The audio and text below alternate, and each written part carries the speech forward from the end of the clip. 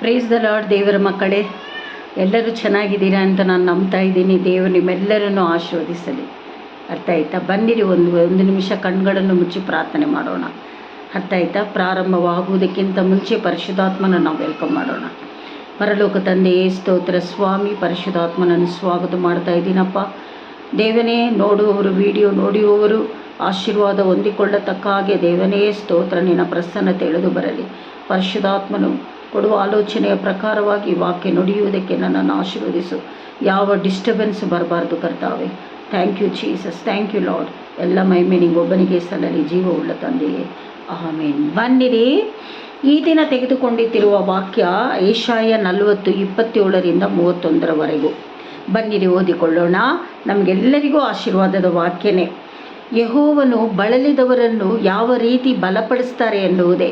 ನಾನು ಮತ್ತೊಂದಾವರ್ತಿ ಈ ವಾಕ್ಯವನ್ನು ಕೊಡುವುದಾದರೆ, ದೇವರು ಖಂಡಿತವಾಗಲು ಇದರಿಂದ ಯಾರ್ಯಾರು ಆಶೀರ್ವಾದ ಪಡೆದುಕೊಳ್ಳಲಿಲ್ಲವೋ, ಬಲಪಡಿಸಿಕೊಳ್ಳಲಿಲ್ಲವೋ ಆತ್ಮವನ್ನು ಖಂಡಿತವಾಗಲೂ ನೀವು ಬಲಪಡಿಸಿಕೊಳ್ತೀರಾ ಅಂತ ನಾನು ನಂಬುತ್ತೀನಿ. ಯಾಕೋಬೆ, ಬನ್ನಿರಿ ಓದಿಕೊಳ್ಳೋಣ. 40:27 ಯಾಕೋಬೆ, ಇಸ್ರಾಯೇಲೇ, ನನ್ನ ಮಾರ್ಗವು ಯೆಹೋವನಿಗೆ ಮರೆಯಾಗಿದೆ. ನನಗೆ ಸಿಕ್ಕಬೇಕಾದ ನ್ಯಾಯವು ನನ್ನ ದೇವರ ಲಕ್ಷ್ಯಕ್ಕೆ ಬಿದ್ದಿಲ್ಲವಲ್ಲ ಎಂದು ಏಕೆ ಅಂದುಕೊಳ್ಳುತ್ತಿ? ನೀನು ಗ್ರಹಿಸಲಿಲ್ಲವೋ, ಕೇಳಲಿಲ್ಲವೋ? ಯೆಹೋವನು ನಿರಂತರವಾದ ದೇವರು, ಭೂಮಿಯ ಕಡೆಗಳನ್ನು ನಿರ್ಮಿಸಿದವನು ಆಗಿದ್ದಾನೆ. ನೋಡಿ, ನಾವು ಯಾಕೋಬ ವಂಶದವರು. ಇಸ್ರಾಯೇಲೇ, ಯಾಕೆ ನೀವು ದಾರಿ ತಪ್ಪಿ ಹೋಗ್ತಾ ಇದ್ದೀರಾ? ನಿಮಗೆ ಸಿಕ್ಕಬೇಕಾದ ನ್ಯಾಯ ನಿಮ್ಮ ಲಕ್ಷ್ಯಕ್ಕೆ ಬಂದಿಲ್ವಾ? ನ್ಯಾಯ ನಾನು ನಿಮಗೆ ಕೊಟ್ಟಿದ್ದೀನಿ, ನಿಮಗೆ ಲಕ್ಷ್ಯಕ್ಕೆ ಅದು ಬರಲಿಲ್ವಾ?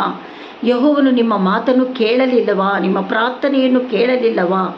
ಯೆಹೋವನು ನಿರಂತರವಾದ ದೇವನು, ಭೂಮಿಯ ಕಡೆಗಳಲ್ಲಿರುವ ಕಡೆಗಳನ್ನು ನಿರ್ಮಿಸಿದ ದೇವನು ಅವನು. ಆತನು ದಣಿದು ಬಳಲೋದಿಲ್ಲ. ಆತನ ವಿವೇಕವು ಪರಿಶೋಧನೆಗೆ ಅಗಮ್ಯ.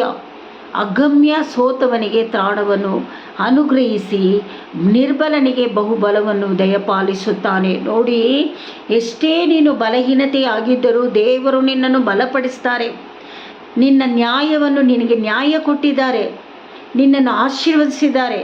ನಿನಗೆ ಅದು ಕೇಳಲಿಲ್ಲವೇ? ನೀನು ಗ್ರಹಿಸಲಿಲ್ಲವೇ ದೇವರು ಮಾಡಿದ ಉಪಕಾರ?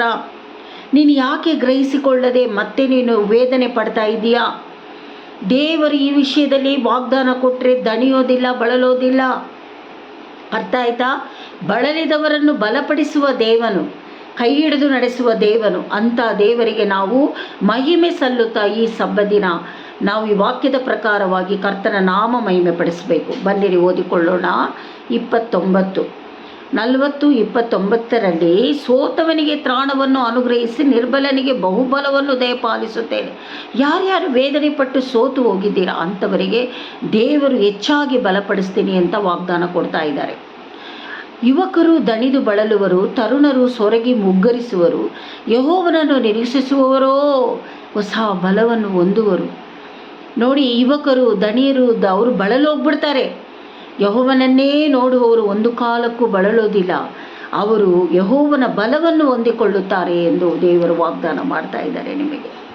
ಹದ್ದುಗಳಂತೆ ರೆಕ್ಕೆಗಳನ್ನು ಚಾಚಿಕೊಂಡು ಏರುವರು, ಓಡಿ ದಣಿದು ನಡೆದು ಬಳಲುವರು. ದೇವರು ಕೊಡುವ ಬಲ, ಹದ್ದು ಯಾವ ರೀತಿಯಲ್ಲಿ ಹಾರಿಕೊಂಡು ಆಕಾಶದ ಮೇಲೆ ಹೋಗುತ್ತದೆಯೋ ಆ ರೀತಿ ನಾವೆಲ್ಲರೂ ಯೆಹೋವನ ಬಲದೊಂದಿಗೆ ಹಾರುತ್ತೇವೆ. ದಣಿಯೋದಿಲ್ಲ, ಬಳಲೋದಿಲ್ಲ. ನೀನು ಎಷ್ಟೇ ದೂರ ನಡಿ, ಏನೇ ಉಪದ್ರವಗಳು ಬರಲಿ, ಪ್ರತಿಯೊಂದರಲ್ಲಿಯೂ ನೀನು ದಣಿಯೋದಿಲ್ಲ, ಬಳಲೋದಿಲ್ಲ. ದೇವರು ನಿಮ್ಮೆಲ್ಲರನ್ನು ಬಲಪಡಿಸಿ ಆಶೀರ್ವದಿಸಿ ಬಲ ಕೊಟ್ಟಿದ್ದೀನಿ ಅಂತ ದೃಢ ಮಾಡಿ ನಿಮಗೆ ವಾಗ್ದಾನ ಕೊಡ್ತಾ ಇದ್ದಾರೆ. ನನ್ನ ಮಕ್ಕಳು, ಸೊಸೆ, ಅಡಿಯ, ನನ್ನ ಮೊಮ್ಮಗು, ಪ್ರತಿಯೊಬ್ಬರಿಗೂ ನನಗೂ ದೇವರು ಬಲಪಡಿಸಿದ್ದಾರೆ, ನಿಮಗೂ ಬಲಪಡಿಸಿದ್ದಾರೆ. ನಾವು ದಣಿಯೋದಿಲ್ಲ, ಬಳಲೋದಿಲ್ಲ. ದೇವರು ನಮಗೆ ನ್ಯಾಯ ತೀರಿಸಿದ್ದಾರೆ. ಅರ್ಥ ಆಯ್ತಾ? ಯಾವ್ಯಾವ ವಿಷಯದಲ್ಲಿ ನಾವು ಬಿದ್ದೋಗಿದ್ದೀವೋ ಆ ವಿಷಯದಲ್ಲಿ ಸೈತಾನಂತ ಯುದ್ಧ ಮಾಡಿ ನ್ಯಾಯದಲ್ಲಿ ಜಯ ಹೊಂದಿದ್ದಾರೆ ನಮ್ಮ ಯೇಸಪ್ಪ. ಅರ್ಥ ಆಯ್ತಾ? ಹಂಗಂದರೆ ಏನು? ಶಿಲುವೆಯಲ್ಲಿ ಜಯ ಹೊಂದಿದ್ದಾರೆ. ಅರ್ಥ ಆಯ್ತಾ? ಶಿಲುವೆಯಲ್ಲಿ ನಮ್ಮದೆಲ್ಲ ಪಾಪ, ದೋಷ, ಕರ್ಮಗಳನ್ನು, ನಮ್ಮ ನಿರೀಕ್ಷೆ, ನಮ್ಮ ಆರೋಗ್ಯ ಎಲ್ಲವನ್ನು ತೆಗೆದುಕೊಂಡು ನಮ್ಮನ್ನು ಬಲಪಡಿಸಿ ನಮ್ಮನ್ನು ಆಶೀರ್ವದಿಸಿ ಬೆಳಕಿನಲ್ಲಿ ನಡೆಸ್ತಾ ಇರುವುದಕ್ಕಾಗಿ ದೇವರಿಗೆ ಸ್ತೋತ್ರ ಮಾಡೋಣ.